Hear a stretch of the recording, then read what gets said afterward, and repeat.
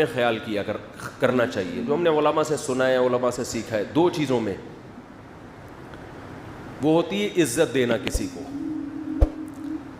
ہمارے حضرت مفتی رشید احمد صاحب رحمہ اللہ تعالی، ہم حیران ہوئے، بڑے عالم تھے وہ، اپنی جو زوجہ تھیں، اپنی اہلیہ سے کبھی بھی انہوں نے حاکمانہ لہجے میں بات نہیں کی پوری زندگی۔ جیسے بعض لوگ کیا یہ اٹھاؤ یہاں سے، کیا بڑا اس طرح کی بات کرتے ہیں نا، جیسے گھر میں کوئی ماسی سے بھی نہیں کر رہا ہوتا ہے ایسے۔ حضرت فرماتے تھے کہ، اور وہ یہ اپنے گھر کی باتیں ہمیں اس لیے بتاتے تھے تاکہ یہ پتہ چلے کہ شریعت میں ہے کیا، زوجہ کے ساتھ کیسے رہنے کا حکم ہے اسلام میں۔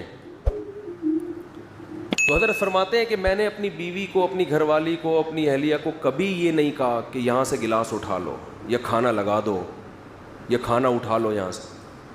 یہ ایسے لگتا ہے جیسے آپ کسی کو آرڈر دے رہے ہیں، کیونکہ وہ ماسی نہیں ہے۔ اب کھانا تو گھر والوں نے ہی لگانا ہے، پکانا بھی انہوں نے ہی ہے۔ تو میں فرمایا میرا یہ لب و لہجہ ہوتا ہے کہ کھانا لگوا دیں، کھانا بولو نا بھائی لگوا دیں، حالانکہ لگانا انہوں نے ہی ہے، لیکن ڈائریکٹ نسبت نہیں۔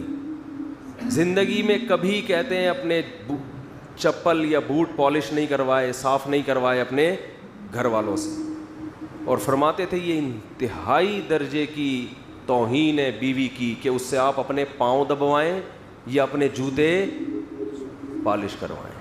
بہت مشکل ہے بات سمجھانا، بہت مشکل ہے۔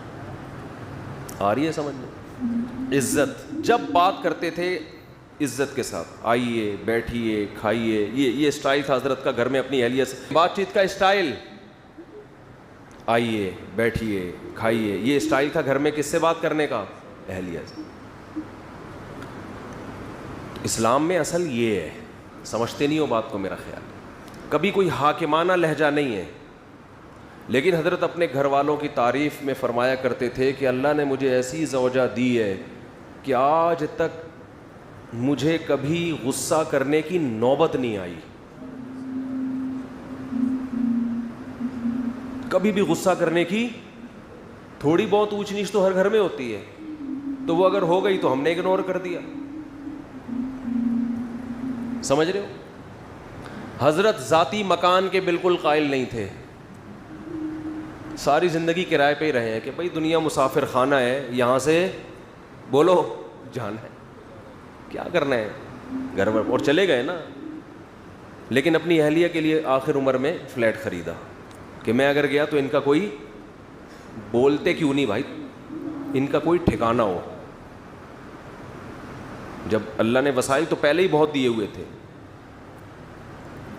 گھر میں بچوں سے بھی ایسے ہی بات کرتے تھے، بیٹھیے، یہ نہیں کہ بچہ پڑاخ کر کے ایک لگایا، بے غیرت، ٹائم دیکھ، یہ کوئی آنے کا ٹائم ہے، یہ اسٹائل چل رہا ہے آج کل گھروں میں، یہ ٹائم دیکھ، 2 بج رہے ہیں تو ابھی یہ گھر آنے کا ٹائم ہے، یہ ہوتا ہے نا، بے غیرت، اس طرح کی۔ پھر وہ اتنی پیدا ہو گیا، مفتی صاحب کے بیان سنے تھے تو پیدا ہوا ہے، ورنہ ہم تو قائل ہی نہیں تھے اس کے کہ بچے پیدا ہوں گھر میں۔ یہ نسل پیدا ہو رہی ہے آج کل، یہ نسل پیدا ہو رہی ہے، یہ اس طرح کا اسٹائل ہوتا ہے ابا کا۔ تو اپنے ماتحتوں کو، چاہے بیوی ہو چاہے اولاد ہو، ان کو کیا دینا ہے؟ بولو عزت، ایسے بات کرنی ہے جیسے ہم نے دیکھا ہے اپنے بڑوں، ہم نے اور بھی اپنے مشائخ کو دیکھا اسی طرح بات کرتے ہیں، بچوں کو عزت، ان کی غلطیوں پہ پردہ ڈالتے ہیں، اصول یہ ہے۔ لیکن 5 انگلیاں برابر، بعض لوگوں کو عزت ہضم نہیں ہوتی۔ دیکھو پولیس ہر ایک کے لیے تھوڑی بنی ہے کہ ہر ایک پہ ڈنڈا برسائے، عام عوام تو قانون کو فالو کرتے ہیں نا، بھئی لال بتی ہوتی ہے رک جاتے ہیں، گرین پہ چل پڑتے ہیں۔ جو میجورٹی ہے چاہے وہ غیر مسلم ہو مسلم ہو، ان کو پولیس کی ضرورت نہیں ہوتی، لیکن کچھ ٹیڑھی انگلیاں بھی ہوتی ہیں، ان کے لیے کیا رکھا گیا ہے؟ ڈنڈا پولیس۔ ہر آدمی تمیز اور شرافت سے نہیں چلتا، تو ایسے ہی بعض دفعہ بیگم سے آپ عزت سے بات کر رہے ہیں، آئیے بیٹھیے کھانا اٹھوا لیجئے، پاؤں بالکل بھی نہیں دبائیے، آپ کی یعنی سیلف ریسپیکٹ کی یہ کیا ہے؟ خلاف ہے۔ آپ کوئی ماسی تھوڑی ہے جو میرے پاؤں دبائیں گی بیٹھ کے، تو اس میں جو شریف عورتیں ہیں, عزت دار عورتیں ہیں, جن پہلے سے خاندانی ہیں, وہ کہیں گی میرا میاں کیا ہے ماشاء اللہ خاندانی آدمی ہے. وہ بڑھ چڑھ وہ کہے گی نہیں میں نے تو پاؤں دبانے ہی ہیں آپ کے ہر قیمت پہ. جب آپ مجھے اتنی عزت دے رہے ہیں تو میں بھی عزت دوں گی, میں ڈائریکٹ پاؤں دباؤں گی, آپ کے سر دباؤں گی, آپ کے سر میں مالش کروں گی, اور جو خدمتیں آپ نے مجھ سے لینی ہے میں آپ کی خدمتیں کروں گی. بعض دفعہ معاملہ کیا ہو رہا ہوتا ہے آپ عزت دے رہے ہیں, سامنے والے کو عزت سمجھ میں آ نہیں رہی.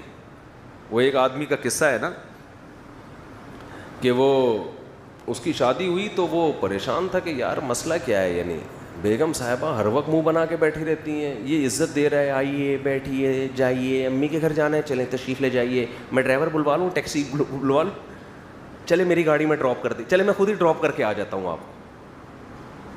تو عزت دے رہا ہے, لیکن بیگم صاحبہ ہر تھوڑے دن میں منہ بنا کے بیٹھی ہوئی ہیں. ماہر نفسیات سے رابطہ کیا اس نے کہ بھائی کیا مسئلہ ہے, میں تو سارے حقوق ادا کر رہا ہوں لیکن اس کو سمجھ میں نہیں آ رہا, ہر وقت منہ بنا کے بیٹھی رہتی ہے, جب بات کروں اینٹ کا جواب پتھر سے.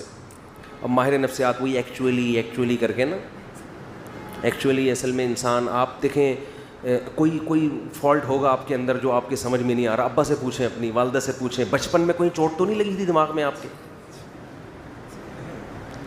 پھر وہ بیگم کا ٹیسٹ کروائیں آپ, میڈیکل ٹیسٹ ایسا کریں آپ, وہ کروا لیں وہ جو دماغ کا ہوتا ہے, کیا ہوتا ہے یار, MRI کروا لیں. بعض دفعہ یہ بھی ہوتا ہے نیند پراپر ہو رہی ہے, 8 گھنٹے نہیں کم از کم 16 گھنٹے سونا, ایسی کنڈیشن میں کم از کم 16 گھنٹے سونا ضرور, یہ نیند کی گولیاں کھلا دیں ان کو. وہ بیچارہ سارے حربے استعمال کر لیے ایسی بعض ہوتی ہیں, نارملی ایسی نہیں ہوتی ہیں عورتیں. ایک دن اس کو غصہ آیا, اس نے کہا یار کیا مذاق ہے یار, سارے حربے, یہ تو تمیز سے بات نہیں کرتی. اس نے طبیعت سے پکڑ کے کوٹ دیا. دیکھا بیگم صاحبہ بہت بہترین, اس دن فریش بالکل. وہ ایسے خاندان کی تھی کہ وہ پٹنے کی عادی تھی. تعلق ایسے خاندان سے تھا کہ جب تک 8-10 تھپیڑے نہ پڑے, بعض ہوتا ہے نا پٹ کے, اور یہ ماں باپ بگاڑتے ہیں. باپ نے بچپن سے بہت کوٹا ہوتا ہے, ماں نے کوٹا ہوتا ہے. ہم کہہ رہے ہیں ماں بچوں کو مارے, لیکن ایسا تو نہیں ہے کہ ہر وقت درندوں کی طرح پیٹتی رہے ان کو, بچے باغی ہو جاتے ہیں کبھی کبھار تو ٹھیک ہے.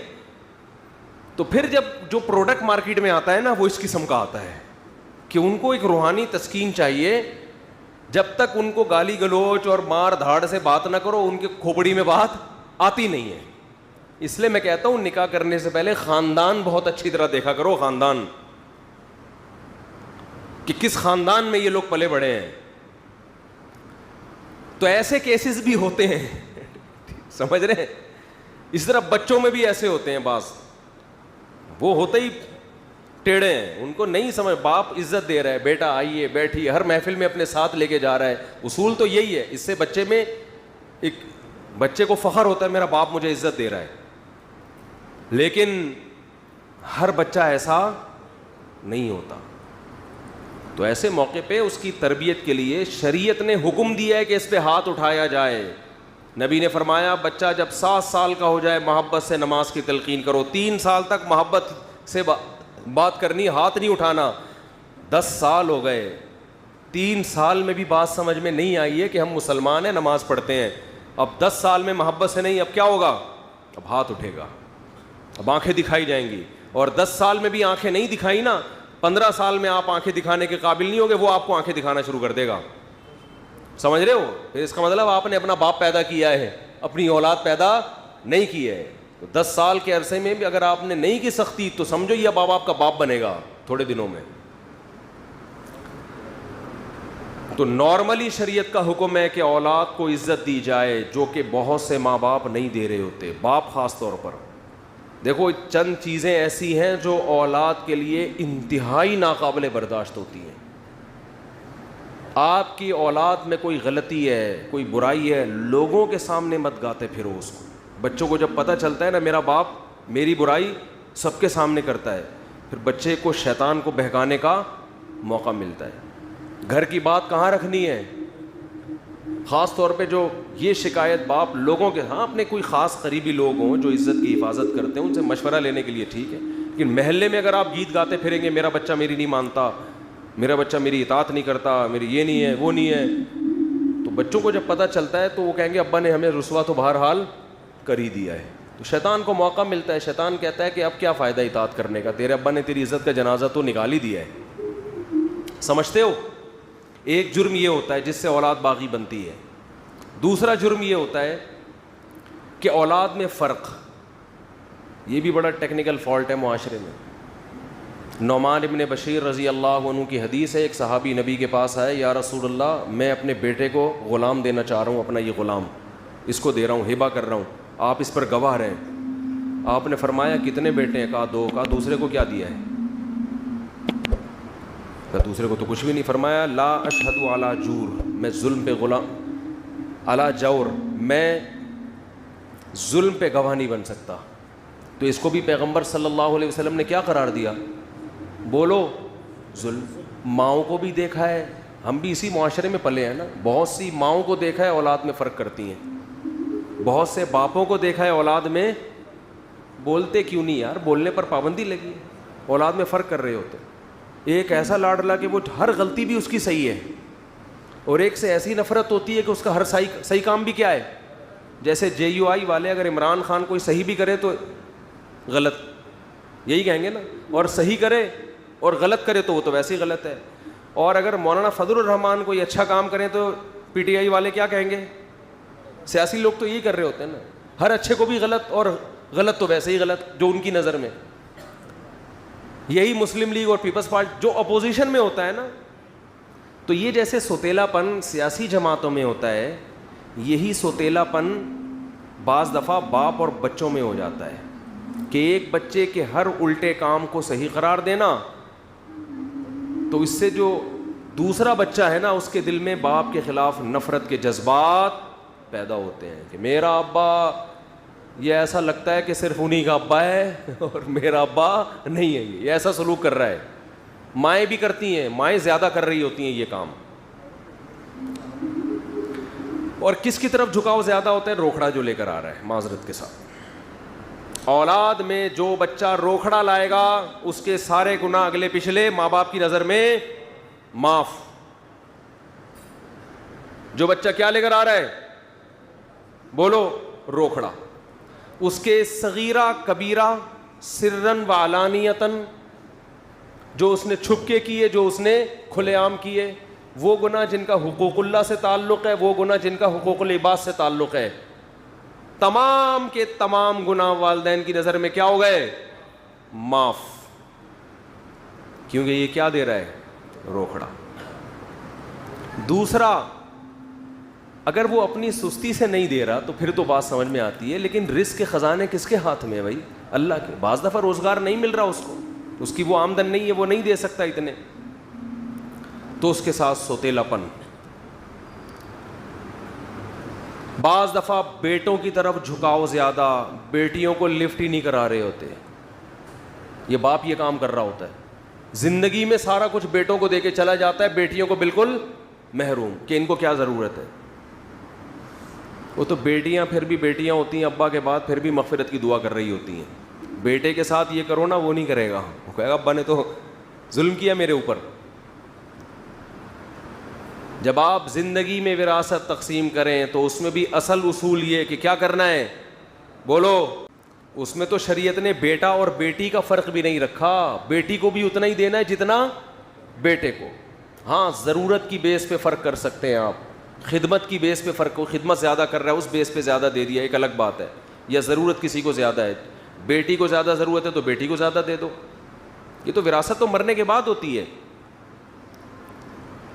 تو والدین اپنی ذمہ داری پوری کر رہے ہوں، شوہر زوجہ کو عزت دے رہا ہو، آئیے بیٹھیے کھائیے جائیے، اس طرح سے تمیز سے بات کر رہا ہو، اس کے بعد بھی میرے بھائی اگر وہ آپ کے ماں باپ کو گالیاں دیتی ہے، آپ کی ماں سے بدسلوکی کرتی ہے، اس طرح آپ کے بیسک حقوق بھی ادا نہیں کرتی، تو پھر آنکھیں دکھانا بولو نا بھائی بنتا ہے.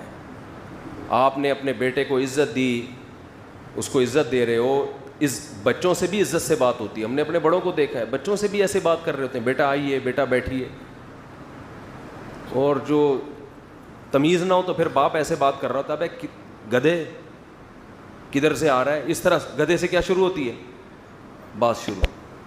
تو بچے کو جب یہ اخلاق سکھاؤ گے تو وہ کہاں انسان کا بچہ بنے گا. وہ گدھا گدھا سن سن کے اس کو یہ وہم ہو گیا شاید میں کیا ہوں, میں گدھا ہی ہوں. پھر حرکتیں اس کی چیخے گا بھی کس طرح سے, بولو نا, وہ گدھے کی طرح چیخے گا. اچھا بعض لوگوں کو یہ گھر میں ہوتا ہے کہ ہمارے گھر میں بچے چیختے بہت ہیں, بیوی بھی بہت چیختی ہے, بچے بھی بہت چیختے ہیں, تو یہ بات بھی وہ چیخ چیخ کے بتا رہے ہوتے ہیں. تو میں ان سے کہتا ہوں آپ زیادہ چیخ رہے ہو,